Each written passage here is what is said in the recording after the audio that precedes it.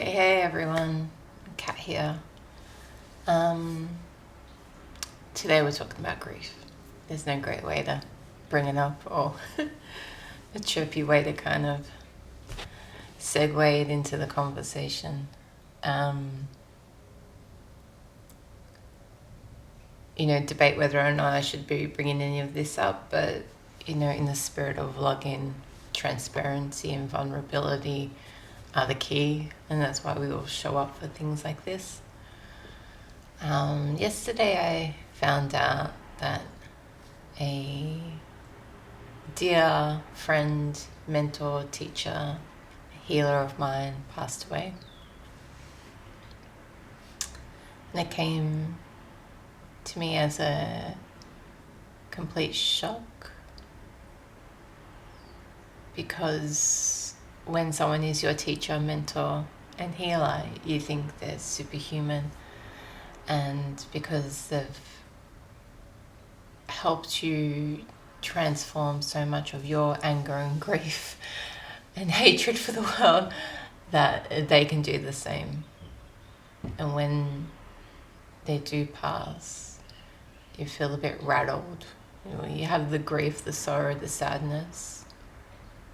And then you also feel a little bit rattled that,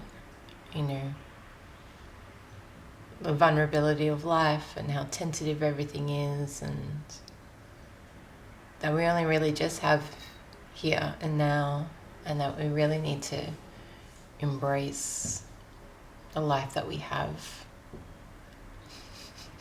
I remember this particular friend of mine, she used to love buying fashion. It was her creative outlet. And she always felt guilty, like she had to justify it. I don't know how I'm going to pay my rent next month. But I just love myself in these clothes and the creative expression that it brings. And that's classic living in the now. She had a steady income, so obviously rent was always going to be covered, but she had no savings. But she had a killer wardrobe though. Yeah. It's a hard one, grief. Because, you're so conflicted about, the physicality of losing someone and the sadness of that departure, that separation. It kind of, we all hold that wound because it's the separation of God's energy when we come to planet Earth, and we feel so abandoned. Why did God send us here? This is horrible. It's so heavy. But then you also really want to remember the good moments, how much joy and laughter and happiness and teaching and wisdom that this person brought into your life as well. And even if you're an enlightened being and you believe in the soul carries on, and, she's not really gone, like her soul is here, she's probably, in the corner of this room kind of edging me on. It's still really hard. It's, we're not immune from the physical world, and there is those 3 layers that we go through with all our blockages of the physical, emotional, spiritual release. So I kind of flip in between all 3 levels of release when it comes to something like this. I find myself dipping back into the physical and just like, I'm never gonna be able to see or learn or hear from her again or laugh with her. But then you're like, but she's like a infinite soul now. Like, she's way more powerful. Like, the shit she can do upstairs. and pull all the levers and stuff like that. Like that's, you know, like I should be grateful now that I've got another ally in the spiritual world. Yeah. Yeah. Grief's tricky. And it's definitely something that holds. I know it personally held me back for many years. Growing up in life, I didn't really experience much grief until my late 20s. Late 20s, early 30s, I was bombarded with multiple griefs in a short period of time. There was a breakup, which I took quite deeply, like it hurt me quite deeply. And then I witnessed a family member die of cancer, and it was such a horrific thing to witness someone virtually waste away in front of you, especially when they were so fit and young and had vitality. And then my family dog passed away. He was old and expected to pass away, but you know, there was a lot of just sadness and guilt about how he died as well, because none of our family members were around when he passed away. Anyway, that's another story. And then my grandmother passed away in a tragic manner as well, in an emotionally tragic manner. So I had to kind of got bombarded by all these elements of grief in different ways. Like I felt different levels of grief and different emotions around these griefs in different ways. So it was just such a heavy process. And this is when I met this lovely healer who turned into my teacher, mentor, friend. And she helped me get out of this state of anger and hatred for the world. You know, I just couldn't understand why the world could be so cruel.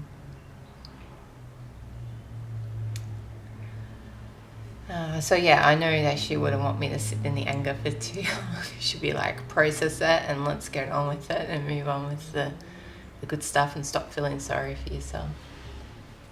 But it has only been one day, so I'm allowed, you know, maybe a teary week.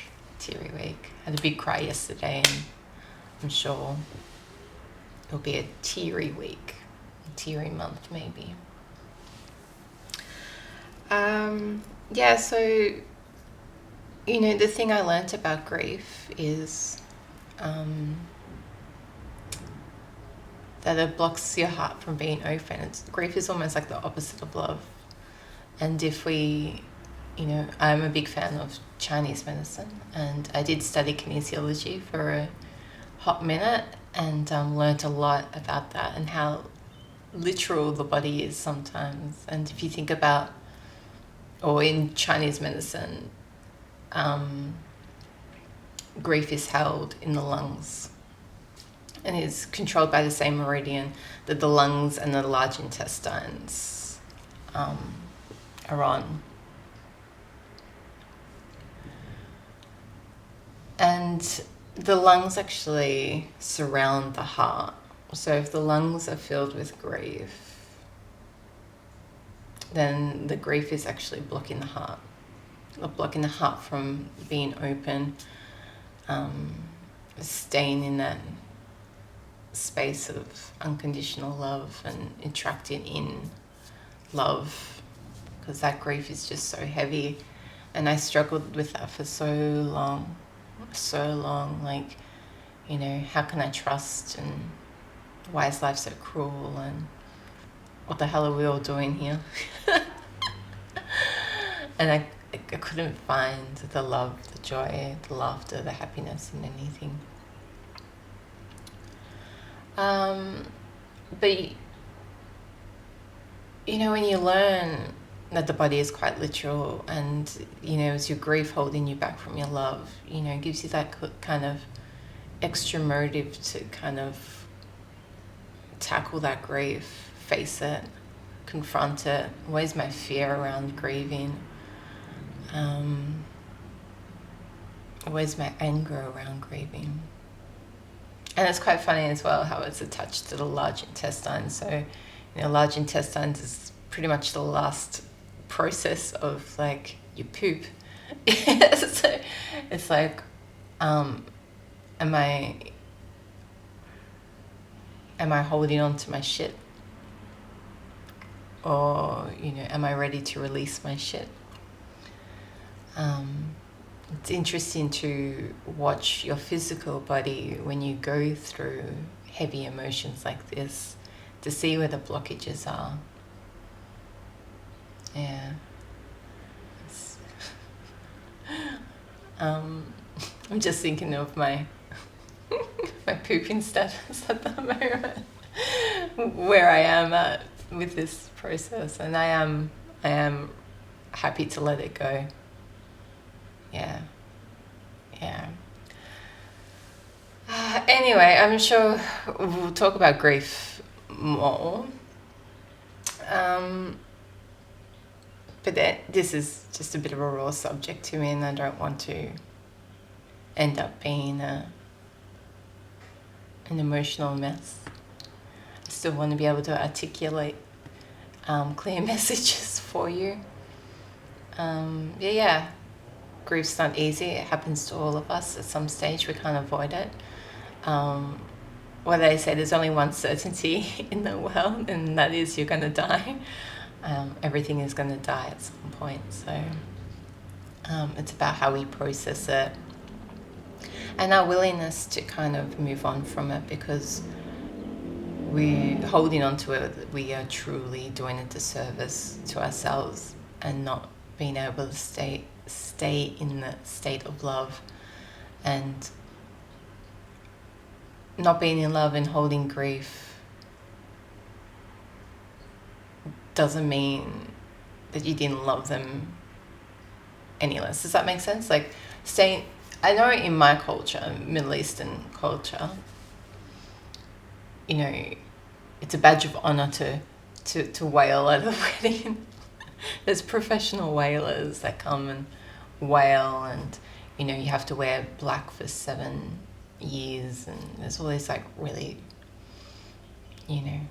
tight traditions about ludicrous things like that. And as if like your grief is meant to show your level of love.